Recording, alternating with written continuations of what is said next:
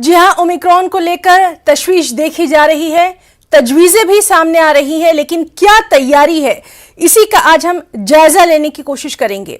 आपको बताएं कि ओमिक्रॉन का दायरा रोज बरोज वसी होता जा रहा है।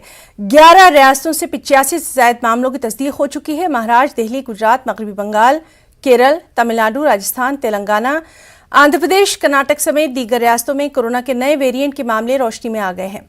मरकज और रियासती हुकूमतों की जानिब से इसके फैलाव को रोकने के लिए इक़दाम किए जा रहे हैं। साथ ही मुतासरा मुल्कों से आने वालों की जांच भी की जा रही है। इस वक्त लोगों की भीड़भाड़ में शहरों और गांव के बाजार में और मौजूदा सरकार में एहतियात नदारत है, यानी नहीं देखी जा रही।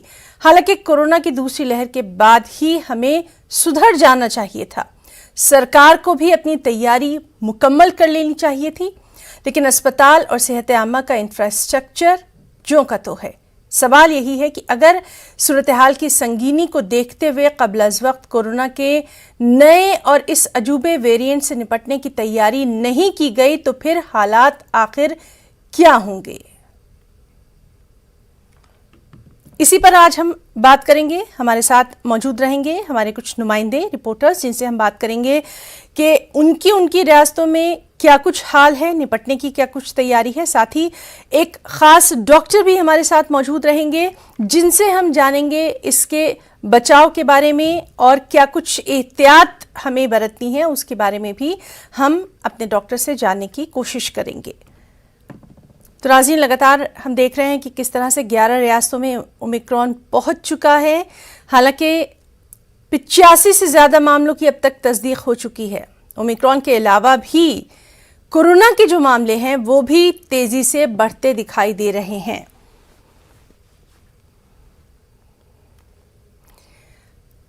और चलिए सीधे रुख करेंगे। इस वक्त हमारे साथ मौजूद हैं बहुत ही खास मेहमान, दिल्ली से डॉक्टर नरेश चावला जी, नेशनल ज्वाइंट सेक्रेटरी हैं IMA से। डॉक्टर नरेश चावला जी, आपका बहुत वेलकम करना चाहेंगे अपने खास प्रोग्राम खबर दोपहर में। सर, इससे पहले भी हम लगातार बात करते रहे हैं कि कोरोना का जो दौर है उसको हमको ख़त्म नहीं समझना चाहिए, प्रिकॉशंस लेना चाहिए। और अब ये नया ओमिक्रॉन का जो मामला है ये सामने आ रहा है, कहीं ना कहीं एहतियात अभी से करना ज़रूरी होगी।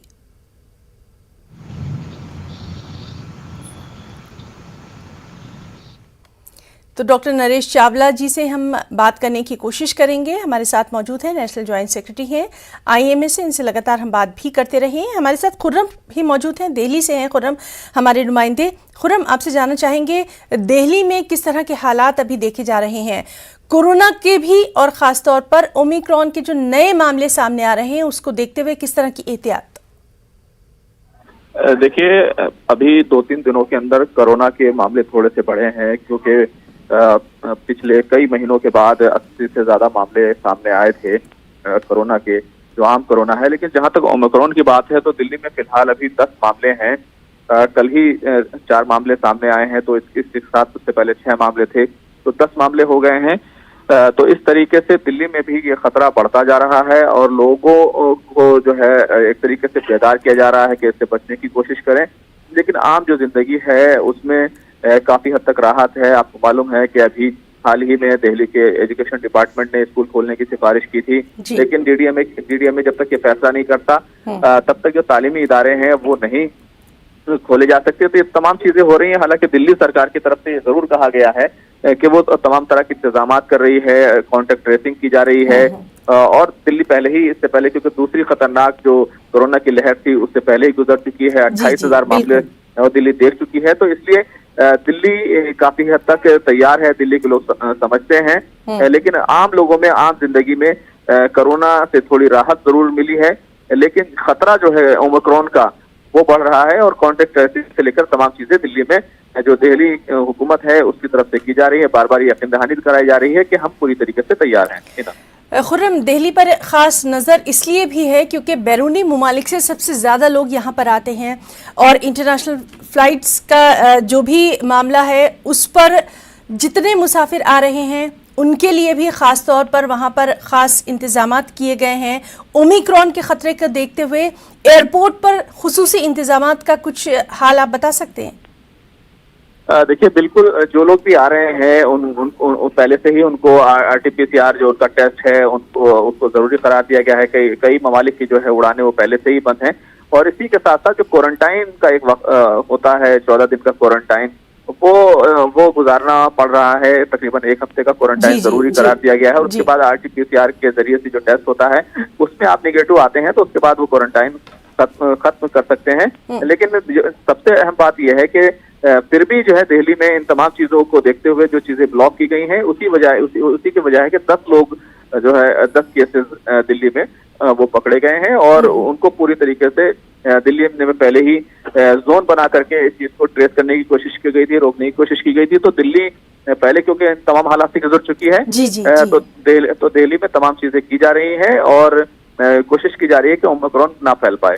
जी खुर्रम, बहुत बहुत शुक्रिया आपका तमाम तर ज़रूरी मालूमात के लिए। आप ख़ुद भी अपना वहाँ पर बहुत ख्याल रखिए। और नाज़रीन, हमारे साथ मुंबई से इस वक्त हमारे एक और साथी वसीम अंसारी भी मौजूद हैं। साथ ही साथ एक बार फिर से हम इस्तकबाल करना चाहेंगे डॉक्टर नरेश चावला जी का, जो कि नेशनल ज्वाइंट सेक्रेटरी हैं IMA से।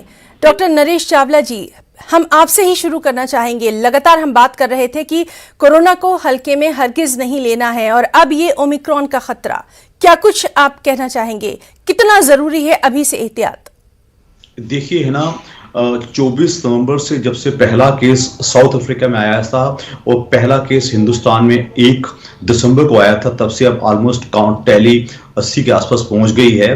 तो देखिए, चिंता का विषय ये 100% है, लेकिन एट द सेम टाइम मैं हमेशा अपनी बात कहता आया हूँ कि पैनिकी का विषय नहीं है। तो होता क्या है, हमने चूंकि हम अब एक्सपीरियंस्ड हैं, हम पहली लहर भी देख चुके हैं कोरोना की, दूसरी लहर का जो कहर है वो भी देख चुके हैं, तो हम थोड़े से डरे हुए हैं। लेकिन हमें डरना नहीं है, और हमारा उद्देश्य आपके दर्शकों को डराना आज भी नहीं है। लेकिन ओमाइक्रॉन जो कि एक नया वेरिएंट कोरोना का आया है, वो पूरी दुनिया के 77 देशों में फैल चुका है, और हमारे देश के भी 11 सूबों में यानी कि 11 राज्यों में फैल चुका है, और ये बहुत तेजी से फैलता है। लेकिन मैं अभी तक आम जन को बताना चाहूंगा कि डरने की बिल्कुल जरूरत नहीं है। लेकिन जो हम हमेशा कहते आए हैं, कोरोना अप्रोप्रिएट बिहेवियर, यानी कि हम अपने आप को बदल लें। हम कोरोना को या ओमाइक्रॉन को इनवाइट मत करें कि भाई आजा भाई, तू थर्ड वेव बन के आजा, ऐसा नहीं चाहिए। तो हम सिंपल सावधानियां जो कि रोजमर्रा की जिंदगी की हैं, जिसमें कि मास्क पहनना, सोशल डिस्टेंसिंग मेंटेन करना, भीड़ भाड़ में मत जाना, और प्लस हैंड सैनिटाइज और वॉश करना, और अपने खाने पीने का एक एवरेज ध्यान रखना ताकि आपकी इम्यूनिटी ठीक रहे। हिना, अगर हम ये 5 बातों आपके चैनल के थ्रू आपके दर्शकों को हम उनके दिमाग में, जहन में ये समझ आ जाए, तो मैं कहता हूँ ओमाइक्रॉन आता रहे ना आता रहे, हमें कोई फर्क नहीं पड़ेगा। इसलिए हमें अपनी जीवन शैली बदलनी है, और लेकिन डरना बिल्कुल भी नहीं है। जी बिल्कुल, आपने ये बात सही कही है कि डरना नहीं है, लेकिन प्रिकॉशन लेना है, एहतियात बरतनी है। और इसीलिए हम यहाँ पर आपसे बातचीत भी कर रहे हैं। वसीम अंसारी भी हमारे साथ मौजूद हैं, मुंबई से हैं वसीम, महाराष्ट्र में हम देख रहे हैं कि लगातार ओमाइक्रॉन के जो मरीज हैं वो बढ़ते चले जा रहे हैं। हालांकि महाराष्ट्र हुकूमत की तरफ से सख्त एहतियात भी बरती जा रही है। आज का ताज़ा वहाँ पर क्या आदाद शुमार कहता है?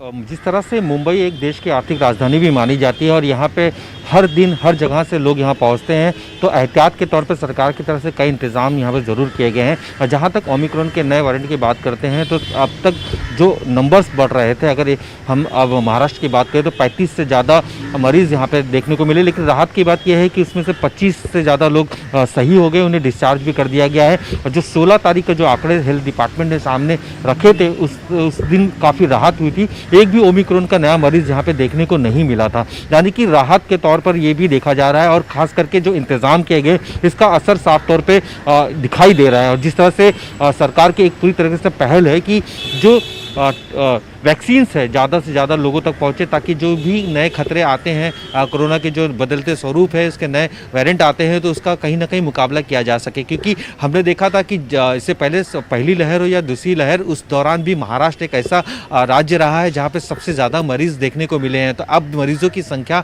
नहीं बढ़े, इसे लेकर काफ़ी इंतजाम किए जा रहे हैं। खास करके अगर मुंबई की बात करें तो मुंबई पूरी तरीके से साफ तौर पर इस ओमिक्रॉन को लेकर अलर्ट नज़र आ रही है। किसी भी तरह की कोई ढिलाई नहीं बरती जा रही है। यहाँ यहाँ तक कि धारा 144 भी लगा दी गई है ताकि किसी भी तरीके से भीड़ इकट्ठा ना हो, और खास करके उन इलाकों में खास नज़र रखी जा रही है जहाँ सबसे ज़्यादा भीड़ इकट्ठा होती है, और वहाँ से लोगों को कई तरह की हिदायत भी दी गई है। अब सबसे अहम मुद्दा यह है कि किस तरह से जब 31 दिसंबर नए साल की शुरुआत होगी 1 तारीख से, तो काफ़ी भीड़ हो सकती है, और ख़ास करके मुंबई में लोग अलग अलग राज्यों से जश्न के लिए आते हैं, तो उस पर भी महाराष्ट्र सरकार ने अपनी नज़र बनाई हुई है, और साथ ही किस तरह से इस पूरे वेरिएंट से लड़ा जा सके उसकी तैयारियां भी हो चुकी हैं। कई अस्पताल हैं जिन्हें अलर्ट भी कर दिया गया है, बाकायदा सभी जो अधिकारी हैं लगातार उस पर नज़र बनाए हुए हैं। अब तक जो बाहर से जो विदेशों से यहाँ पे आए हैं उनकी टेस्टिंग की जो संख्या है वो बढ़ा दी गई है। अब तक करीब 1 लाख से भी ज़्यादा टेस्टिंग हो चुकी है, और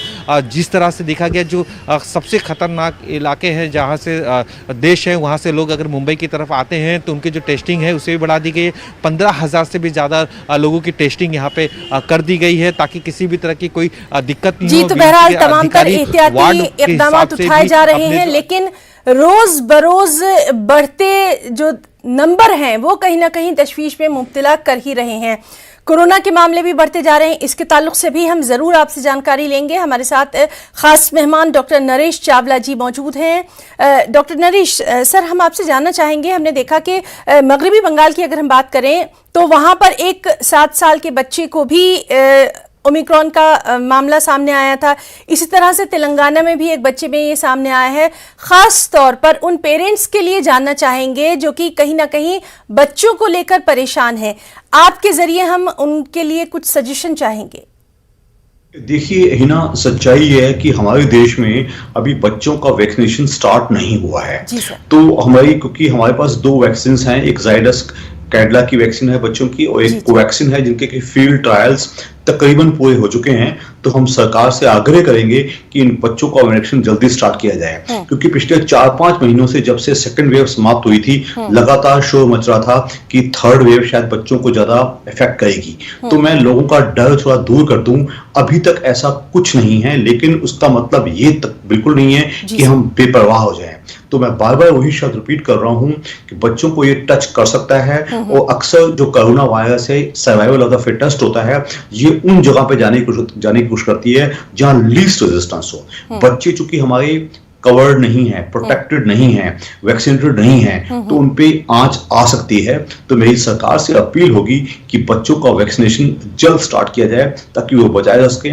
तब तक हम माँ बाप को इतना ही कहेंगे कि आप अपने बच्चों को बचाइए। हालांकि ज्यादातर स्कूल बंद हैं, तो आप कोशिश कीजिएगा बच्चों को खेलने के लिए बाहर कम्युनिटी में कम भेजिएगा। बच्चे इंडोर्स ही रहें, वो अपना बचाव करें और जंक फूड ना खाएं, वो एक स्वस्थ संतुलित आहार खाएं जिससे उनमें इम्यूनिटी पैदा हो। और हिना, मैं एक बात और भी कहूंगा कि इसके साथ साथ ही कि पिछले कुछ टाइम से इवन जो एडल्ट्स भी हैं या इवन जो कोरोना वॉरियर्स हैं, जैसे कि डॉक्टर्स हैं, पैरामेडिकल स्टाफ है, नर्सेज हैं, इनके लिए भी सरकार को तैयारी करनी चाहिए, क्योंकि इनको हम कोरोना वॉरियर्स कहते हैं। और साथ में फ्रंट लाइन वर्कर्स, जिसमें कि लार्जली हम कहेंगे कि पुलिस कर्मी आए और म्युनिसिपैलिटी के कर्मी आए और इवन जर्नलिस्ट भी आए, इन सबको, और एक थर्ड कैटेगरी जो कि इम्यून कॉम्प्रोमाइज पेशेंट्स हैं, कैंसर पेशेंट्स और ऑर्गन ट्रांसप्लांट पेशेंट्स या इम्यून डिसीज के पेशेंट्स, इन सबको बहुत जल्दी बूस्टर दिया जाए। आप सोच के देखिए कि मैं खुद को भी, मुझे वैक्सीन जनवरी फरवरी में लगा था, ऑलमोस्ट 10 महीने हो गए हैं, तब तक पिछली इम्यूनिटी ऑलमोस्ट नील पे आने वाली होती है। तो हम लोगों को जल्दी से जल्दी लगाया जाए ताकि हम लोग अपने देशवासियों की, दूसरे बीमारों की हॉस्पिटल्स में, ओपीडीज में, ओआईसीज में अच्छे से देखभाल कर सके। जी, एक बहुत ही रिस्पेक्टेड डॉक्टर की तरफ से ये अपील की गई है, ये बात कही जा रही है, बहुत मायने रखती है कि बूस्टर डोज की जो लगातार बात की जा रही थी, अब सिर्फ बात नहीं करना है बल्कि उसको अमली जामा भी पहनाना है। और इसीलिए हम डॉक्टर नरेश चावला से लगातार बात कर रहे हैं। वसीम अंसारी, आपसे जानना चाहेंगे, जैसे कि खबर आ रही है कि कोरोना के मामले जो हैं वो भी कहीं ना कहीं महाराष्ट्र के कुछ इलाकों में, ख़ासतौर पर मुंबई में बढ़ते जा रहे हैं। हालांकि बीएमसी जो है तमाम तर तैयारियां उसकी पूरी दिखाई दे रही हैं, अलर्ट पर भी है। कोरोना को लेकर क्या कुछ वहाँ पर अभी हालात?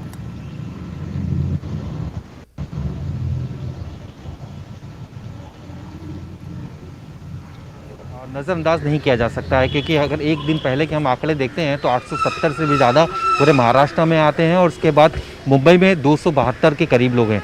पूरे महाराष्ट्र में 19 लोगों की मौतें भी होती हैं। ये अपने आप में एक बड़ा आंकड़ा है, क्योंकि जिस तरह से इंतजाम किए जा रहे हैं महाराष्ट्र सरकार की तरफ से या फिर मुंबई में बीएमसी की तरफ से, इसके बावजूद ये आंकड़े बढ़ना अपने आप में एक चिंताजनक विषय है, जिसे देखते हुए महाराष्ट्र सरकार पूरी तरीके से अलर्ट नजर आ रही है। इंतजाम को लेकर अब भी किसी भी तरह की कोई ढिलाई नहीं बरती गई है। खास करके महाराष्ट्र सरकार चाहती है कि लोगों के घर घर तक पहुंच के किसी भी तरीके से उन्हें पहले वैक्सीन दिया जाए, क्योंकि एकमात्र हथियार वैक्सीन ही नजर आ रहा है जो कोरोना को मात दे सकता है। तो ऐसे वक्त में सभी के घर तक वैक्सीन कैसे पहुंचे, इसके लिए पूरी तरीके से अलग अलग तरीके से अपने अपने इलाकों में एक नई मुहिम चला रही है, ताकि किसी भी तरह की कोई दिक्कत किसी को ना हो। अगर आंकड़ों की बात करें वैक्सीन की, तो अब तक महाराष्ट्र में 11 करोड़ से भी ज़्यादा लोगों को वैक्सीन दे दी गई है, जिसमें से 8 लाख से भी ज़्यादा लोग हैं जो फर्स्ट डोज सेकेंड डोज तक फर्स्ट डोज तक पहुँच चुके हैं, और 4 लाख के करीब ऐसे लोग हैं जो अभी तक फर्स्ट डोज भी ले चुके हैं। तो ये जो आंकड़ा है सबसे फास्ट आंकड़ा है महाराष्ट्र का, जो चाहते हैं कि वैक्सीन के जरिए इसे रोका जाए। और सबसे अहम अब भी देखा जा रहा है कि मुंबई हो या फिर मुंबई के आसपास के जो इलाके हैं, अब भी बाजारों में भीड़ देखने को मिल रही है, ट्रेनें शुरू हो चुकी है। और मैं आपको बताना चाहूंगा कि 15 दिसंबर से महाराष्ट्र में स्कूल भी खुल चुके हैं, 1ली से लेकर 7वीं तक, यानी कि छोटे बच्चे भी अब स्कूल जाना शुरू कर दिया है। भला ही उनके लिए गाइडलाइंस जारी की गई है किस तरह स्कूल में उन्हें रहना है, पेरेंट्स की इजाज़त लेना है, किस तरह से गैप रखना है, ये सारी चीज़ें गाइडलाइंस जारी की गई है। लेकिन अब भी जो खतरा साफ तौर पे जैसे डॉक्टर साहब ने बताया कि बच्चों में देखने को मिल सकता है, उसकी भी तैयारी यहाँ पे महाराष्ट्र सरकार की तरफ से की जा रही है। इससे पहले जब हमने सेकंड लहर एहतियात बरतना, क्योंकि आगे त्योहार का मौसम भी आ रहा है, नए साल का जश्न भी कहीं ना कहीं इस कोरोना को बढ़ावा दे सकता है। डॉक्टर नरेश चावला जी, आपसे हम जानना चाहेंगे, वैक्सीनेशन की हम लगातार बात कर रहे हैं और ये भी हम देख रहे हैं, इस बात से भी इनकार नहीं किया जा सकता कि अभी भी कुछ लोग ऐसे हैं जो कि सेकंड डोज लेने से कतरा रहे हैं। हालांकि ये बात लगातार कही जा रही है कि वैक्सीनेशन बहुत ज़रूरी है। सरकार की अपनी कोशिशें हैं, हेल्थ डिपार्टमेंट की अपनी कोशिशें हैं, हम भी लगातार ये अपील कर रहे हैं। यहाँ पर वैक्सीनेशन को लेकर आप क्या कहना चाहेंगे? देखिए हिना, मैं स्पष्ट शब्दों में बता दूं, पिछले वैक्सीनेशन ही एक ऐसा बचाव है, एक ऐसा हथियार है जो किसी को इनकार नहीं करना चाहिए। हमारे हिसाब से जिनको फर्स्ट डोज लग चुकी है, या कई बार लोग ऐसी बातें सुनते हैं कि फलाने जने ने दोनों डोज लगा रखी तो भी उसको कोरोना हो गया, तो इस अफवाहों पे मत जाइएगा। और उसका एक ही मतलब होता है, किसी भी वैक्सीनेशन का प्रोटेक्शन रेट 100% नहीं होता, 50, 60, 70% होता है, लेकिन एक ऐसा बचाव होता है जो सबको मिलकर एक झुंड को या एक समूह को या एक कम्युनिटी को मिलता है। तो हमारी कोशिश होनी चाहिए ज्यादा से ज्यादा लोग, अगर हम 70% हम लोगों को दोनों डोज लगा देते हैं तो एक हर्ड इम्यूनिटी आती है जो सबका फायदा करती है। जी बिल्कुल, बहुत ही अहम बात आपने यहाँ पर कही है, और आपका इतना कीमती वक्त हमारे इस प्रोग्राम को देने के लिए हम तहे दिल से आपका शुक्रिया भी अदा करना चाहेंगे। तो नाज़रीन, हमारे दोनों मेहमानों का, वसीम अंसारी जो कि मुंबई से हमारे साथ मौजूद थे और डॉक्टर नरेश चावला, उन दोनों का हम बहुत बहुत शुक्रिया अदा करना चाहेंगे। कोरोना वबा के दौरान बाहमी इमदाद और इंसार का जज्बा मुस्तहकम हुआ है। मुल्क इस वबा से मुत्तहिद होकर मुकाबला कर रहा है। टीकाकारी के ऐलान के बाद हम बेहतर ताउन कर रहे हैं, जिससे हम कोरोना को मात देने की जानिब कदम बढ़ा सकें। नेटवर्क 18 इस मुहिम में हर कदम पर आपके साथ रहेगा। जब तक सभी महफूज नहीं, तब तक कोई महफूज नहीं होगा। इसी सोच की बुनियाद पर हमारी मुहिम संजीवनी का मकसद ये यकीनी बनाना है कि वैक्सीन पाना सभी हिंदुस्तानियों का हक है।